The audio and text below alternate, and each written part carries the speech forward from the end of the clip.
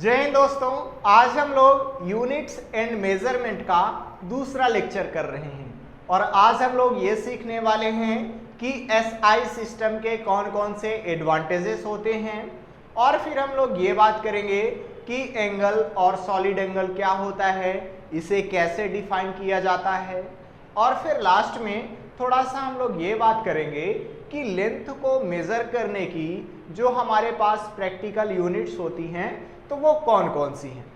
तो चलिए आज की क्लास स्टार्ट करते हैं और सबसे पहले ये सीखते हैं कि एसआई सिस्टम क्या होता है और इसके क्या क्या एडवांटेजेस हैं।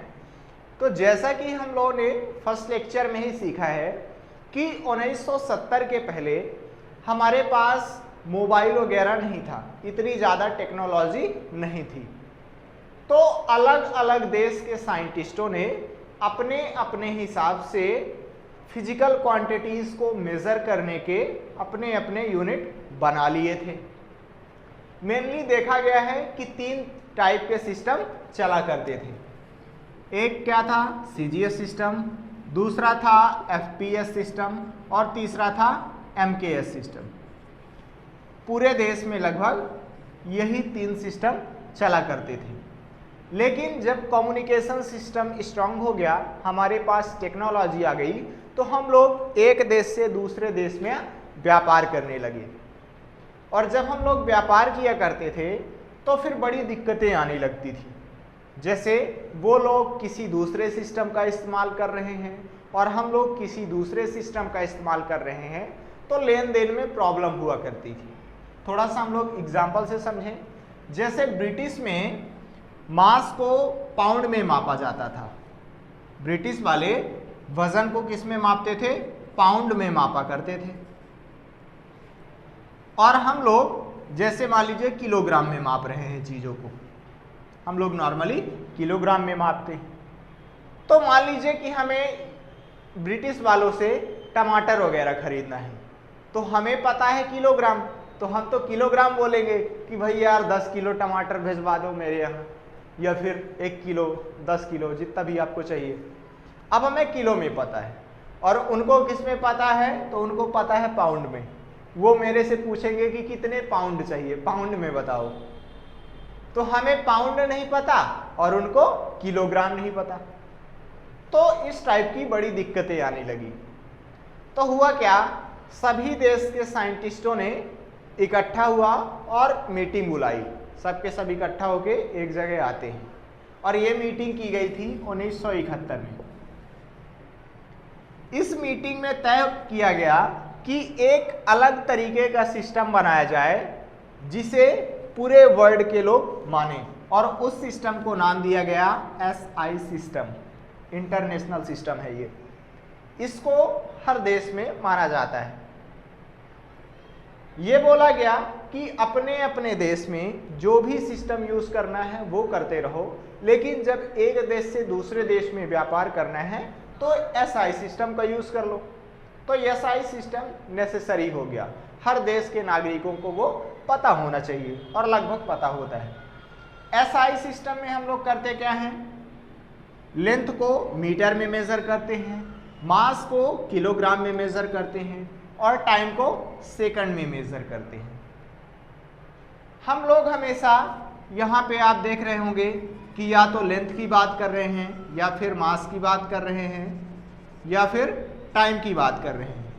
इन्हीं तीनों की बात इसलिए कर रहे हैं क्योंकि 1971 के पहले तक नॉर्मली हम लोग इन्हीं 3 फंडामेंटल क्वांटिटीज का बहुत ज़्यादा यूज़ किया करते थे।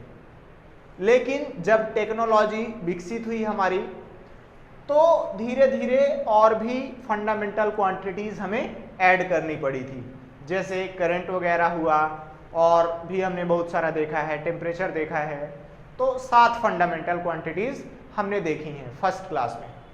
तो मेनली 3 ही डिस्कस करते हैं क्योंकि ये पहले 3 ही मोटे तौर पे यूज़ की जाती थी। जब हम लोग डायमेंशनल फार्मूला लिखेंगे तो इन्हीं 3 की बात करेंगे। किसी भी फिजिकल क्वांटिटी के डायमेंशनल फार्मूला में ये तीनों चीज़ें रहेंगी। तो वो हम लोग आगे की क्लास में डिस्कस करेंगे जब डायमेंशनल फार्मूला वगैरह देखा जाएगा। तो बाकी की जो क्वांटिटीज़ हैं वो 1971 के बाद आई थी, इसलिए हम लोग उनको इस सिस्टम में इंक्लूड नहीं करते हैं। मेनली इन्हीं तीनों की हम लोग बात करेंगे। तो देखते हैं कि एसआई सिस्टम में और कौन कौन से बदलाव किए गए थे, कौन कौन से हमारे पास एडवांटेजेस हैं। तो एसआई सिस्टम का पहला एडवांटेज ये है कि इसमें 7+2 फंडामेंटल क्वांटिटीज होती हैं। जैसे फंडामेंटल क्वांटिटीज हमारी 7 हो जाती हैं और फिर हमने अपने यूज के लिए 2 फंडामेंटल क्वांटिटीज और ऐड की हैं, जिनको बोला जाता है सॉलिड एंगल और एंगल। सॉलिड एंगल और एंगल हम लोग इन दोनों पे चर्चा करेंगे कि क्या होते हैं। इन दोनों फंडामेंटल क्वांटिटीज को सप्लीमेंट्री फंडामेंटल क्वांटिटीज बोला जाता है। तो कुल मिला के पहला एडवांटेज ये हो गया कि इसमें 7+2 फंडामेंटल यूनिट्स हैं, क्योंकि क्वांटिटीज ना हुई तो फिर यूनिट्स भी ना हो जाएंगी, सबके लिए एक एक है। दूसरा एडवांटेज ये है कि ये जो एसआई सिस्टम होता है ये मैट्रिक सिस्टम होता है। मैट्रिक का मतलब होता है मल्टीपल ऑफ 10 में। जैसे 1971 के पहले तक हम लोग इस तरीके के रिलेशन पढ़ा करते थे। अगर हमें इंच और फुट में रिलेशन बताना है तो 12 इंच बराबर 1 फुट होता है, 3 फुट बराबर 1 यार्ड होता है, 660 यार्ड बराबर होता है 1 फरलॉन्ग और 8 फरलॉन्ग बराबर होता है 1 माइल। इस तरीके के रिलेशन हम लोग पहले पढ़ा करते थे। तो इनको याद करना थोड़ा सा मुश्किल होता है, इसलिए हमने एसआई सिस्टम को मैट्रिक सिस्टम बनाया, मल्टीपल ऑफ 10 में बनाया। और देखिए किस तरीके के फॉर्मूले अब हमारे पास निकल के आने लगे हैं। तो फॉर्मूले बड़े आसान हो जाते हैं मल्टीपल ऑफ 10 में। जैसे हम लोग ये जानते हैं कि 10 मिलीमीटर इक्वल टू हो जाता है 1 सेंटीमीटर, और अगर 100 सेंटीमीटर जोड़ दिए जाएं तो 1 मीटर बन जाता है। 1000 मीटर अगर ऐड कर दिए जाए तो 1 किलोमीटर हो जाता है। तो इस तरीके के फॉर्मूले याद करना बहुत ज़्यादा आसान है। देखिए मल्टीपल ऑफ 10 में हो गया। अभी अगर पहले जैसे फॉर्मूले होते तो बड़ी दिक्कत हो जाती। जैसे मान लीजिए इस तरीके का फार्मूला हो जाता कि 66 मिलीमीटर बराबर 1 सेंटीमीटर। अब इधर साइड फिर से कुछ भी आ जाता कि 72 सेंटीमीटर बराबर 1 मीटर। अब फिर इधर साइड आ जाता 352 मीटर बराबर 1 किलोमीटर। तो ये थोड़ा सा डिस्टर्ब होता हम लोग को याद करने में, इसलिए हमने ऐसे फार्मूले वगैरह बना लिए हैं। ये एसआई सिस्टम के हैं सब कुछ। तो एसआई सिस्टम क्या है, मल्टीपल ऑफ 10 में यूज़ किया जाता है। बाकी लेंथ के लिए एसआई सिस्टम में हम लोग मीटर ही यूज़ करेंगे, ठीक है। लेंथ के लिए एसआई यूनिट क्या हो जाएगा, मीटर हो जाएगा। फिर हम लोग तीसरा एडवांटेज देखें तो तीसरा एडवांटेज ये है कि एसआई सिस्टम रेशनल सिस्टम होता है। रेशनल सिस्टम का मतलब ये होता है कि एक टाइप की क्वांटिटीज के लिए एक ही यूनिट रखना है। जैसे हम लोग 1971 के पहले हीट के लिए कैलोरी यूनिट यूज किया करते थे, वर्क को बताने के लिए जूल का इस्तेमाल किया करते थे कि हमने इतने जूल वर्क किया, 10 जूल वर्क किया या फिर 15 जूल वर्क किया। उसी तरह इलेक्ट्रिसिटी को बताने के लिए, इलेक्ट्रिक एनर्जी को बताने के लिए हम लोग किलोवाट आवर का इस्तेमाल करते थे। लेकिन जब 1971 में मीटिंग बुलाई गई थी तो वहाँ पे ये डिसाइड किया गया कि जो हम लोग एसआई सिस्टम बना रहे हैं उसको रेशनल सिस्टम बनाओ। ये भी एनर्जी है, ये भी एनर्जी है और ये भी एनर्जी है। तो जब तीनों एनर्जी ही हैं तो इन सब के लिए एक ही यूनिट बनाओ, फालतू में अलग अलग बनाने की क्या ज़रूरत है। इसलिए हम लोग इन तीनों फिजिकल क्वांटिटीज के लिए सिर्फ और सिर्फ एक ही यूनिट यूज करते हैं और वो है जूल। हमें ना तो कैलोरी में बताने की ज़रूरत है, ना तो किलोवाट आवर में बताने की ज़रूरत है। तीनों फिजिकल क्वांटिटीज को सिर्फ और सिर्फ हमें जूल में बता देना है। चौथा एडवांटेज ये है कि ये एक कोहेरेंट सिस्टम है। हम लोग कोहेरेंट सिस्टम को थोड़ा सा डिटेल से समझ लेते हैं।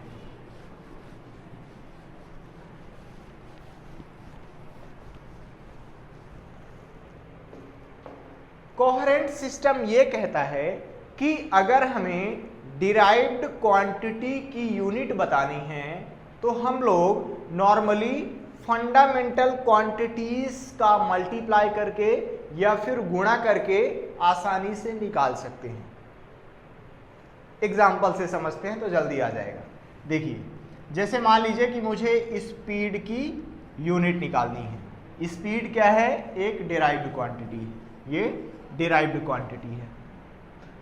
तो कोहेरेंट सिस्टम में ये बताया गया है कि हम लोग अगर डिराइव्ड क्वांटिटी की यूनिट निकालना चाहते हैं तो नॉर्मली फंडामेंटल क्वांटिटीज की यूनिट का मल्टीप्लाई कर दें, डिवाइड कर दें तो आसानी से निकल के आ जाएगा। देखिए कैसे। स्पीड इक्वल टू क्या होता है? Distance upon time. ये हो गया मेरे पास डिस्टेंस अपॉन टाइम। अब अगर डिस्टेंस को मेजर करना है, एसआई यूनिट पे हम लोग बात कर रहे हैं, तो डिस्टेंस को मेजर करने के लिए एसआई यूनिट क्या होता है? मीटर। और अपॉन टाइम को मेजर करने के लिए एसआई यूनिट होता है सेकंड। तो देखिए हमारे पास स्पीड की एसआई यूनिट आ गई है मीटर पर सेकंड।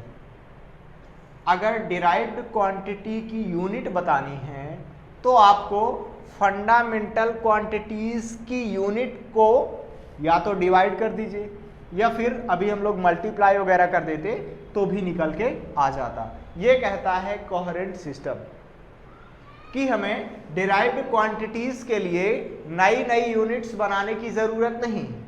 आपको फंडामेंटल क्वांटिटीज की यूनिट बना लेनी है और उन्हीं फंडामेंटल यूनिट्स को डिवाइड करके या फिर मल्टीप्लाई करके आसानी से डिराइव्ड क्वांटिटी की यूनिट पता की जा सकती है। जैसे मान लीजिए कि मुझे निकालना है वॉल्यूम का, वॉल्यूम की यूनिट निकालनी है। तो वॉल्यूम क्या है? एक डिराइव्ड क्वांटिटी है और इसका यूनिट निकालना है तो डायरेक्टली आपको फंडामेंटल यूनिट्स को मल्टीप्लाई कर देना है, बाकी कुछ नहीं करना है। कैसे निकल के आ जाएगा? वॉल्यूम इक्वल टू कितना होता है? 3 बार लेंथ का मल्टीप्लाई करते हैं हम लोग, length into breadth into height, यही तीनों होती हैं। हम लोग नॉर्मली लेंथ इंटू लेंथ लिख रहे हैं क्योंकि तीनों लेंथ ही हैं। अब इसकी जगह मीटर यूज करोगे, इसकी जगह मीटर यूज करोगे, इसकी जगह मीटर यूज करोगे, ये लो निकल के आ गया वॉल्यूम का यूनिट। वॉल्यूम का यूनिट क्या हो जाएगा? Metre cube.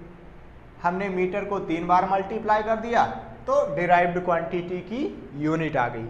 ऐसे करके हम लोग निकाल सकते हैं। नहीं तो हमारे पास डिराइव्ड क्वांटिटीज ही बहुत है, उन सब के लिए अगर यूनिट निकालते बैठे हम लोग तो बहुत सारी हो जाएंगी, फिर उनको याद रखना ही मुश्किल हो जाएगा, है ना। आप जब पढ़ेंगे तो बहुत सारी फिजिकल क्वांटिटीज देखने को आपको मिलेंगी। सरफेस टेंशन वगैरह आएगा, हीट वगैरह जो भी आएगा, ग्रेविटेशनल फोर्स वगैरह आएगा, एक्सीलरेशन, वेलोसिटी, इन सब के लिए अगर एक एक यूनिट रखी जाए तो फिर याद करना मुश्किल हो जाएगा, बहुत मुश्किल हो जाएगा। मुश्किल नहीं, चलिए इसको नोट कीजिए। अब हम लोग थोड़ा सा सॉलिड एंगल और एंगल को डिफाइन कर लेते हैं कि उसको कैसे करेंगे।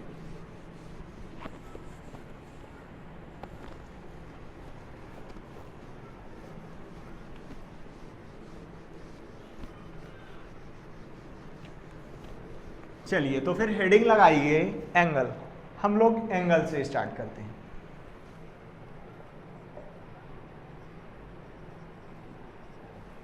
एंगल को कई बार हम लोग प्लेन एंगल भी बोलते हैं, तो या तो प्लेन एंगल आप यूज करें या फिर एंगल यूज करें, दोनों सही है। चलिए इसको समझते हैं कि क्या होता है और कब बनता है। जैसे हमारे पास ये मार्कर है, अब मैं इस मार्कर को नीचे साइड भी देखूंगा और ऊपर साइड भी देखूंगा। तो ऊपर साइड हमने देखा तो ये वाली लाइन मिली और नीचे साइड देखा तो ये वाली लाइन मिली। कुल मिला के 2 लाइन मेरी आंखों पे मिल रही हैं। तो ये दोनों लाइन यहाँ पे जो कुछ भी बना रही हैं उसी को हम लोग बोलते हैं एंगल।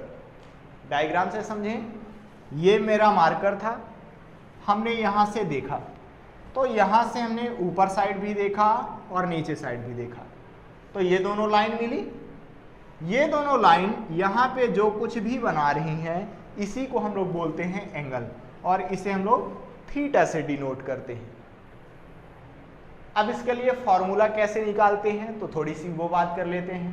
फॉर्मूला निकालने के लिए हम लोग एक सर्कल बना रहे हैं। मान लीजिए ये हमारे पास एक सर्कल है, इसकी रेडियस है कैपिटल R और ये यहाँ पे सेंटर है।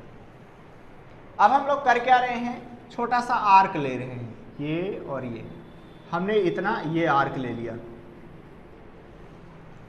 अब ये आर्क है, तो अगर आर्क के ऊपर साइड वाले हिस्से को सेंटर से मिला दें और नीचे साइड वाले हिस्से को सेंटर से मिला दें तो यहाँ पे कुछ भी बनेगा, इसको हम लोग एंगल बोलेंगे।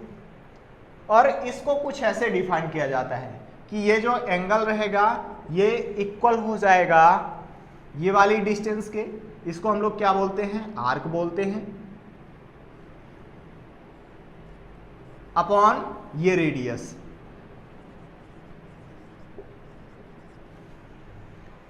एंगल इक्वल टू क्या हो जाता है, आर्क अपॉन रेडियस। अगर आर्क मान लीजिए x है तो यहाँ पे हम लोग लिख लेंगे theta equal to X upon R, क्योंकि यहाँ से यहाँ तक की डिस्टेंस कितनी है, r है, ये रेडियस r है, तो ये हो गया r मेरा। इस तरीके से हम लोग इसको डिफाइन कर सकते हैं। ये जो थीटा होता है यहाँ पे रेडियन में मेजर किया जाता है। थीटा किस में मेजर किया जा रहा है, रेडियन में मेजर किया जा रहा है। इसको हम लोग नॉर्मली RAD से लिखते हैं।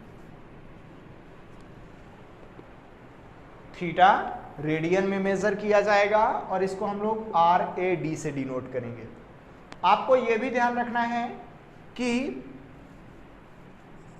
2 पाई रेडियन इक्वल टू होता है 360 डिग्री।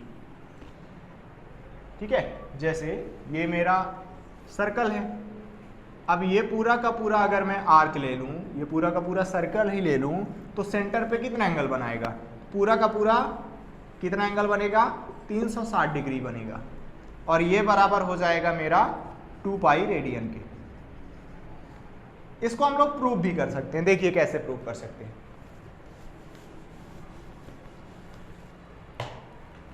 अगर मैं यहाँ पे छोटा सा आर्क लूँ तो ये थीटा इक्वल टू क्या हो जाता है, आर्क अपॉन रेडियस। ये हमने किया। ये जो थीटा है किस में मेजर किया जाएगा, रेडियन में मेजर किया जाएगा।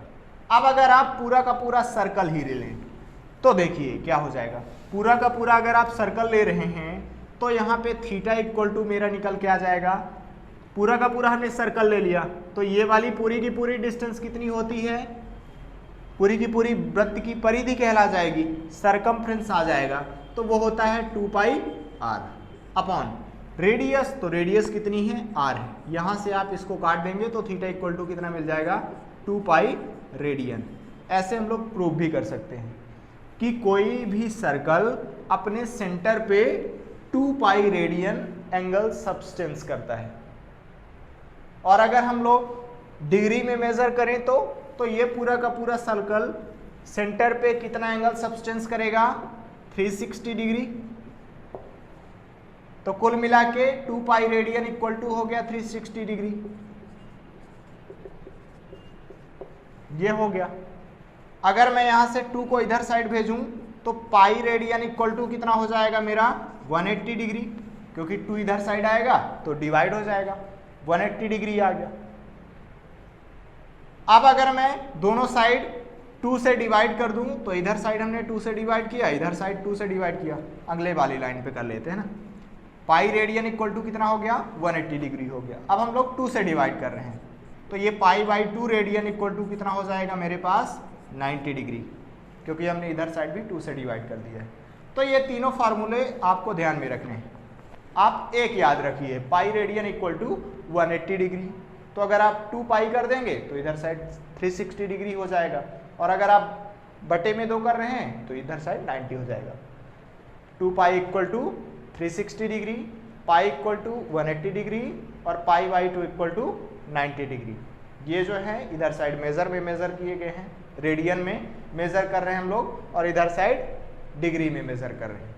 और भी आपको रिलेशन ध्यान में रखना है, जैसे 1 मिनट, यहाँ पे हमने मिनट कर दिया है, ये जो डैश लगाया है इसको मिनट बोलते हैं, जैसे जो आपकी घड़ी में मिनट होता है ना वही वाला, बस यहाँ पे हम लोग एंगल बता रहे हैं। तो 1 मिनट इक्वल टू होता है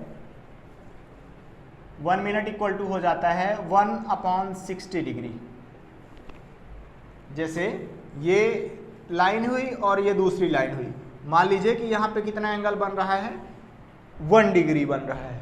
तो अगर मैं यहाँ पे 60 लाइन खींच दूं बीच में, तो वो दोनों लाइन एक दूसरे पे जितना एंगल सब्सटेंस करेंगी उसी को हम लोग बोलते हैं 1 मिनट। तो 1 मिनट इक्वल टू कितना होता है 1/60 डिग्री। या फिर इसको आप ऐसे बोल सकते हैं कि 1 डिग्री किससे मिलके बना होता है, 60 मिनट से मिलके बना हुआ होता है। अगर हम लोग इनको मिला दें, है ना, जैसे ये था और ये था, एंगल कितना है 1 डिग्री, तो अगर मैं 60 हिस्से कर दूं तब वो एक हिस्सा कहला जाता है 1 मिनट। तो अगर मैं सबको जोड़ दूं, 60 हिस्सों को जोड़ दूं, तो 60 मिनट में कितना बन जाएगा, 1 डिग्री बन जाएगा। साथ ही साथ अगर मैं अब इसको, ये मेरा 1 मिनट है, 1 डिग्री था, 1 डिग्री के हमने 60 हिस्से किए, तो एक हिस्सा कहला गया 1 मिनट।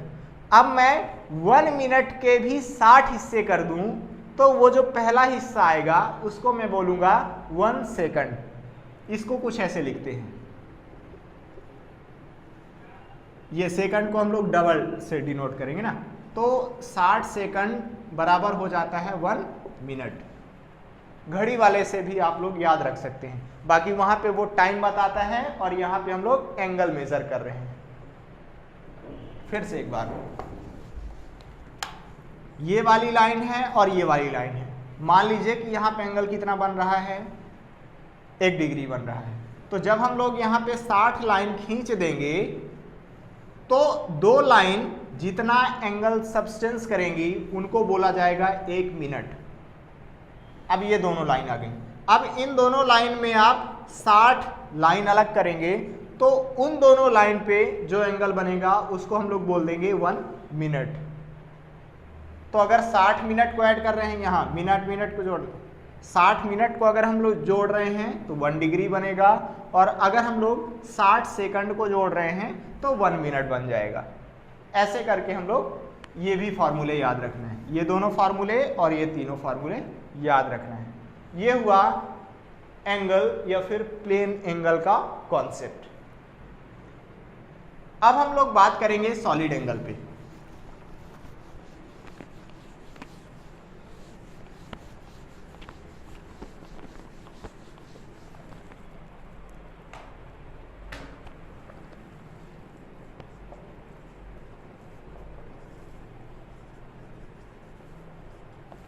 चलिए, सॉलिड एंगल कब बनता है, जब कोई भी सरफेस किसी पॉइंट पे एंगल सब्सटेंस करता है तो फिर वहां पे सॉलिड एंगल बनता है।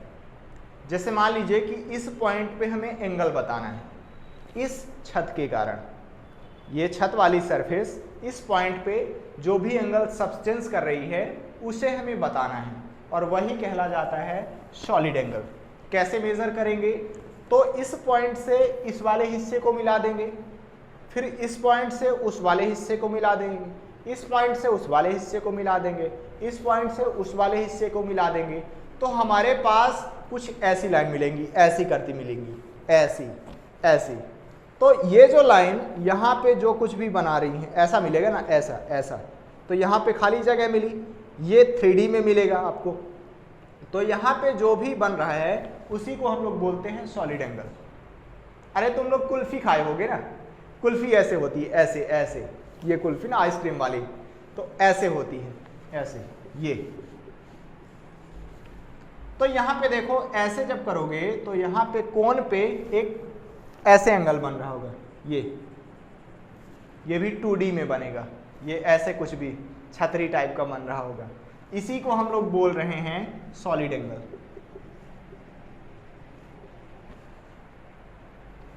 और इसको नॉर्मली हम लोग ओमेगा से डिनोट करते हैं। तो सॉलिड एंगल कब बनता है, जब कोई भी सरफेस किसी पॉइंट पे एंगल सब्सटेंस करता है तो सॉलिड एंगल बनता है। जैसे अभी यहाँ पे छत है मेरी, छत इस पॉइंट पे सॉलिड एंगल बना रही होगी। ऐसे धागे आएंगे मेरे पास, ऐसे आएंगे, तो यहाँ पे ये ऐसे कुछ भी बनेगा, सॉलिड एंगल बोलते हैं। इसको हम लोग कैसे डिफाइन करते हैं तो वो जानिए। इस बार हम लोग स्फीयर ले रहे हैं, गेंद ले रहे हैं। मान लीजिए ये हमारे पास एक गेंद है, स्फीयर है, इसकी रेडियस है r। अब हम लोग करते क्या हैं, इस गेंद का एक छोटा सा हिस्सा ऊपर साइड काट ले रहे हैं। हमने ऊपर साइड हिस्सा काट लिया, मान लो यहाँ पे हमने एक छोटा सा हिस्सा काट लिया और ये पॉइंट ऐसे कुछ भी बनेगा। तो यहाँ पे जो भी बनेगा इसको हम लोग बोल रहे हैं सॉलिड एंगल और इसको ओमेगा से डिनोट करेंगे। तो ये जो ओमेगा होगा ये इक्वल होता है इसके एरिया के, जितना हमने पार्ट काटा है उसका एरिया, अपॉन इस स्फीयर की रेडियस के स्क्वायर के। फिर से समझते हैं कि क्या बोला हमने। हमारे पास एक बड़ी सी गेंद है, ये हमारे पास एक गेंद है, सेंटर है यहाँ पे। अब हमने इस गेंद का एक छोटा सा हिस्सा हमने काट लिया, इतना हिस्सा हमने काट लिया, ये जो आपको दिख रहा है हाथ, ये हमने यहाँ पे काट लिया है, ये इतना हिस्सा काट लिया। अब ये वाला हिस्सा इस सेंटर पे जो भी एंगल सब्सटेंस करेगा उसी को हम लोग सॉलिड एंगल बोलेंगे यहाँ पे। तो कैसे निकाला जाए, तो यहाँ से हम लोग ऐसे मिलाएंगे, इस वाले हिस्से से ऐसे मिलाएंगे अपन लोग, तो यहाँ पे कुछ भी बनेगा। यहाँ पे डायग्राम से समझिए, ये पूरी की पूरी गेंद थी, ये सेंटर था हमारा, ये हमने छोटा सा हिस्सा ऐसे काटा। अब ये वाला हिस्सा यहाँ पे 2D में एंगल बनाएगा जिसको हम लोग सॉलिड एंगल बोल रहे हैं। इसको कैसे डिफाइन करते हैं, तो ये एंगल इक्वल टू होगा इस हिस्से के एरिया के अपॉन स्फीयर की रेडियस के स्क्वायर के। ओमेगा इक्वल टू क्या हो जाएगा, इसका एरिया अपॉन रेडियस का स्क्वायर। यहाँ पे ये जो हमारा ओमेगा है ये स्टेरेडियन में मेजर किया जाएगा।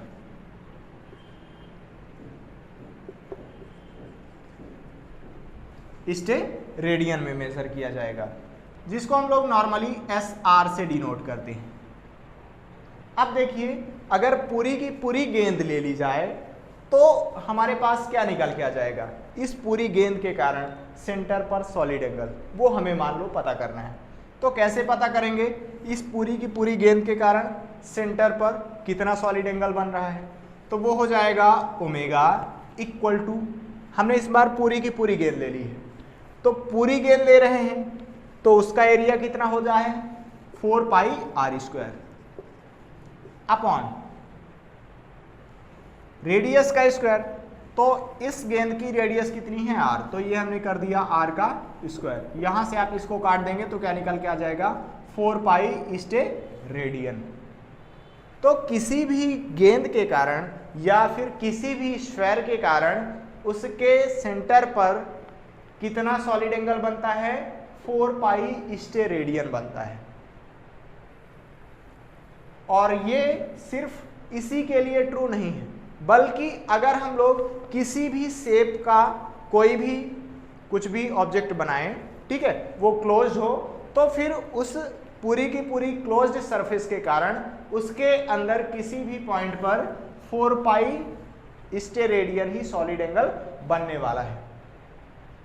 जैसे हम लोग नॉर्मली समझें, मान लीजिए कि ये हमारे पास मार्कर है। अब ये मार्कर मेरे आंख पे मान लेते हैं कि 30 डिग्री का एंगल बना रही है। ये पेन है मेरी, यहां से यहां ये कितना एंगल बना, 30 डिग्री का एंगल बना। अब अगर ये पेन सीधी ना होके मेरी ऐसी होती, ऐसी तिरछी होती, सांप के जैसे होती, ऐसे ऐसे, तब भी देखिए उतना ही मेरे से एंगल बनता। अगर मैं इसका साइज ऐसे ऐसे कर दूं तब भी एंगल देखिए वही बनता, 30 डिग्री ही बनता। उसी तरह यहाँ पे भी होता है। ये जो हम लोग क्लोज्ड लूप ले रहे हैं, क्लोज्ड सरफेस ले रहे हैं, ये कैसे भी हो सकता है। सर्कल है तब भी ये, अगर स्फीयर है तब भी सेंटर पे 4 पाई स्टेरेडियन ही एंगल बनेगा, और अगर स्फीयर नहीं है बल्कि किसी दूसरे साइज का है तब भी उसके अंदर किसी पॉइंट पर 4 पाई स्टेरेडियन ही सॉलिड एंगल बनने वाला है। अब हम लोग थोड़ा सा लेंथ की प्रैक्टिकल यूनिट्स पे भी बात कर लेते हैं।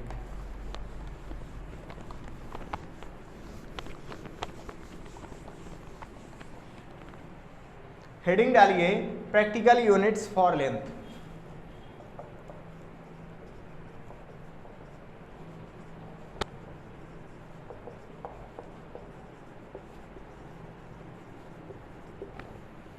तो नॉर्मली हम लोग बताने के लिए, एक डिस्टेंस को बताने के लिए कौन सी यूनिट यूज करते हैं? जैसे मान लीजिए कि मुझे यहाँ से किसी दूसरे शहर की अगर दूरी बतानी है तो फिर हम लोग वहाँ पे किलोमीटर यूज करते हैं। जैसे यहाँ से किसी दूसरे शहर की दूरी है 200 किलोमीटर या फिर 500 किलोमीटर, हम लोग ऐसा बताते हैं। लेकिन अगर मुझे यहाँ से अपने किसी दोस्त के घर की दूरी बतानी है तो उसको हम लोग नॉर्मली मीटर में भी बता देते हैं कि 800 मीटर है मेरे यहाँ से उसका घर, या फिर 500 मीटर है, ऐसा करके। तो हम लोग डिस्टेंस के हिसाब से यूनिट भी बदलते रहते हैं। अब खुद से सोचिए आप कि मान लीजिए कि मुझे यहाँ से अगर दूसरे ग्रह की दूरी बतानी हो, दूसरे प्लेनेट की डिस्टेंस बतानी हो, तो उस कंडीशन में हमें किलोमीटर यूज करना ज़्यादा परफेक्ट नहीं होगा। हम लोग ऐसे थोड़ी ना बोलेंगे फिर कि यहाँ से चंद्रमा तक की डिस्टेंस है 3,85,252 करोड़ 28 किलोमीटर, ऐसा बोलना थोड़ा सा डिस्टर्ब होता है। बल्कि हम लोग उसके लिए अलग अलग यूनिट निकाल लेते हैं। जैसे मान लीजिए कि मुझे यहाँ से अगर सूर्य के बीच की दूरी निकालनी है तो हम लोग किलोमीटर में नहीं बताएंगे कि अनावश्यक रूप से किलोमीटर में बताने लगे कि यहाँ से सूर्य के बीच की दूरी है 28,95,252 करोड़, ऐसा नहीं। डायरेक्ट हम लोग यूज करते हैं कि यहाँ से सन के बीच की डिस्टेंस है 1 AU। अब ये सिंपल सा हो गया कि यहाँ से सन के बीच की डिस्टेंस कितनी है, 1 AU है। लेकिन हमें अब 1 AU को डिफाइन करना पड़ेगा, बताना पड़ेगा कि कितना होता है 1 AU। तो अब हम लोग उसी की बात करने वाले हैं। अभी हम लोग प्रैक्टिकल यूनिट की बात कर रहे हैं लेंथ की। लेंथ कौन सी? तो लार्ज डिस्टेंस के लिए। लार्ज डिस्टेंस में हमारे पास एक यूनिट होती है AU, एस्ट्रोनॉमिकल यूनिट।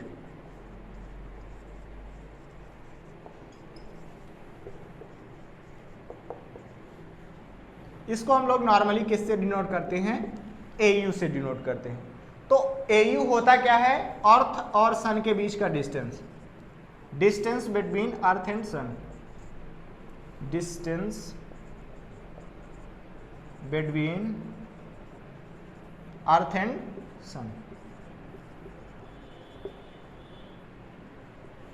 ये जो 1 AU होता है ये इक्वल होता है 1.496 इंटू 10⁻11 मीटर के।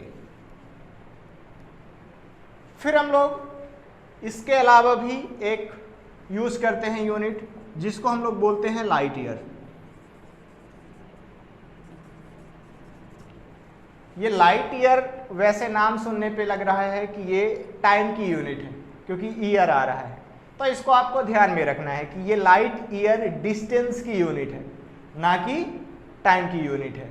ये जो 1 लाइट ईयर होता है, 1 लाइट ईयर इक्वल टू हो जाता है हमारे पास 9.5 इंटू 10⁻15 मीटर। 1 लाइट ईयर को हम लोग कुछ ऐसा डिफाइन करते हैं कि प्रकाश को, लाइट को 1 साल तक चलने देते हैं और 1 साल में वो लाइट जितना पाथ ट्रेवल कर जाएगी उसी को हम लोग बोलते हैं 1 लाइट ईयर। तो प्रकाश की स्पीड कितनी होती है? प्रकाश की जो नॉर्मल स्पीड होती है वो होती है 3 इंटू 10⁸ मीटर पर सेकंड। 1 सेकंड में इतने मीटर लाइट तय करती है, तो 1 साल तक चलने देंगे तो इतने मीटर तय करेगी और इसी को हम लोग बोल देते हैं 1 लाइट ईयर। अब हमारे पास इससे भी बड़ी एक यूनिट होती है लेंथ को मेजर करने के लिए, उसको हम लोग बोलते हैं पारसेक। 1 पारसेक इक्वल टू हो जाता है हमारे पास 3.08 इंटू 10⁻16 मीटर। लेंथ को मेजर करने की सबसे बड़ी यूनिट है हमारे पास। इससे बड़ी यूनिट अभी हमने नहीं बनाई है। ज़रूरत ही नहीं पड़ी है, अगर ज़रूरत पड़ती है तो बना लेंगे। ये बहुत बड़ी यूनिट है, ऐसा नहीं है कि हमने 1 पार्सेक बोल दिया कि यहाँ से किसी दूसरे प्लेनेट की डिस्टेंस 1 पार्सेक है, तो यहाँ पे छोटा नंबर बस है कि 1 पार्सेक है, तो ऐसा नहीं है कि वो बगल में ही है 1 पार्सेक, बहुत बड़ी डिस्टेंस है। देखिए इतनी मीटर। यहाँ पे इन तीनों में से सबसे बड़ा होता है पार्सेक, क्योंकि देखिए 10⁻16 मीटर है। फिर इससे छोटा होता है लाइट ईयर, और उससे भी छोटा होता है एस्ट्रोनॉमिकल यूनिट। तो हो सकता है आपके एग्जाम में आ जाए कि इनको क्रम से बताना है कि कौन बड़ी यूनिट है और कौन छोटी यूनिट है। तो पार्सेक सबसे बड़ी यूनिट है, उससे छोटी यूनिट होती है लाइट ईयर, और उससे छोटी यूनिट होती है हमारे पास एस्ट्रोनॉमिकल यूनिट। तो ये लेंथ को मेजर करने की कुछ बड़ी यूनिट्स है। कई बार होता क्या है कि हमें लेंथ को मेजर करने के लिए छोटी छोटी यूनिट्स भी बनानी पड़ती हैं। जैसे जब हम लोग एटम का साइज देखते हैं या फिर न्यूक्लियस का साइज देखते हैं, तो वहाँ पे डिस्टेंस को मीटर में बताना या फिर सेंटीमीटर में बताना थोड़ा सा मुश्किल होता है। इसलिए हम लोग छोटी छोटी डिस्टेंस को मेजर करने के लिए कुछ यूनिट्स बनाई हुई हैं। जैसे 1 माइक्रो इक्वल टू हो जाता है हमारे पास 10⁻⁻6 मीटर। 1 नैनो इक्वल टू हो जाता है 10⁻⁻9 मीटर। 1 एंगस्ट्रॉम बराबर हो जाता है 10⁻⁻10 मीटर। एंगस्ट्रॉम को कई बार हम लोग ऐसा लिखते हैं, एक की उसमें जीरो लगा देते हैं, एक को लिख के उसके ऊपर जीरो लगा दिया जाता है, तो ये बन जाता है एंगस्ट्रॉम। 1 एंगस्ट्रॉम इक्वल टू होता है 10⁻⁻10 मीटर। उसी तरह हम लोग फर्मी भी यूज करते हैं, तो 1 फर्मी इक्वल टू हो जाता है 10⁻⁻15 मीटर। और एक हमारे पास और होती है पीको, तो 1 पीको इक्वल टू हो जाता है हमारे पास 10⁻⁻12 मीटर। ये कुछ छोटी छोटी यूनिट्स हैं लेंथ को मेजर करने के लिए। 1 micro equal to 10⁻⁻6 metre, 1 nano equal to 10⁻⁻9 metre, 1 angstrom equal to 10⁻⁻10 metre. Angstrom को हम लोग ए लिख के ऊपर जीरो भी लगा देते हैं। 1 फर्मी इक्वल टू होता है 10⁻⁻15 मीटर। 1 पिको इक्वल टू होता है 10⁻⁻12 मीटर। आपको ये रिलेशन ध्यान में रखना है कि 1 माइक्रो इक्वल टू होता है 10⁻⁻6 और 1 एंगस्ट्रॉम इक्वल टू होता है 10⁻⁻10। ये दोनों बड़े काम के हैं, अक्सर काम में आते रहते हैं। बाकी आप इनको अगर ध्यान में रख पाएँ, बाकी जो 3 हैं तो अच्छी बात है, और अगर ध्यान में नहीं रख पाते हैं तो फिर अच्छी बात है। इन दोनों को हम लोग बहुत ज़्यादा यूज करेंगे। इसमें देखिए सबसे बड़ी यूनिट क्या हो जाएगी हमारे पास, तो इसमें सबसे बड़ी यूनिट मेरे पास हो जाएगी माइक्रो, क्योंकि यहाँ पे 10⁻⁻6 मीटर लिखा है। ऐसा नहीं है कि यहाँ पे 10⁻⁻15 मीटर है तो ये सबसे बड़ी हो गई, नहीं, 10⁻⁻15 लिखा है, ठीक है, तो माइनस लिखा है, उसका भी ध्यान में रखना है। माइनस का मतलब ये हुआ कि 1 मीटर को हम लोग डिवाइड कर रहे हैं 10⁻15 से, और यहाँ पे क्या है कि 1 मीटर को हम लोग डिवाइड कर रहे हैं 10⁻6 से, तो ये ज़्यादा बड़ा नंबर आएगा। तो सबसे बड़ा नंबर क्या होता है इसमें, माइक्रो। फिर उससे छोटा क्या हो जाता है हमारे पास, नैनो। इससे छोटा क्या होता है तो एंगस्ट्रॉम। इससे छोटा क्या होता है पीको, और इससे भी छोटा क्या होता है फर्मी। तो इन सब से छोटा हो जाता है फर्मी। बाकी और भी हमारे पास लेंथ को मेजर करने के लिए यूनिट्स होती हैं, जैसे मीटर, किलोमीटर, फुट, माइल, फॉरलॉन्ग, तो ये भी बहुत सारी यूनिट्स हैं। नेक्स्ट लेक्चर में हम लोग ये बात करेंगे कि क्या बात करने वाले हम लोग, हाँ, जो हमारे पास लेंथ को मेजर करने की 2 टाइप की मेथड होती हैं, डायरेक्ट मेथड और इनडायरेक्ट मेथड, तो वो क्या होती हैं उस पर हम लोग चर्चा करेंगे। और फिर लास्ट में ये बात करेंगे कि ऑर्डर ऑफ मैग्नीट्यूड क्या होता है और इसका यूज हम लोग क्यों करते हैं और कैसे करेंगे। तो मिलते हैं नेक्स्ट क्लास में, तब तक पढ़ाई करते रहें। All the very best.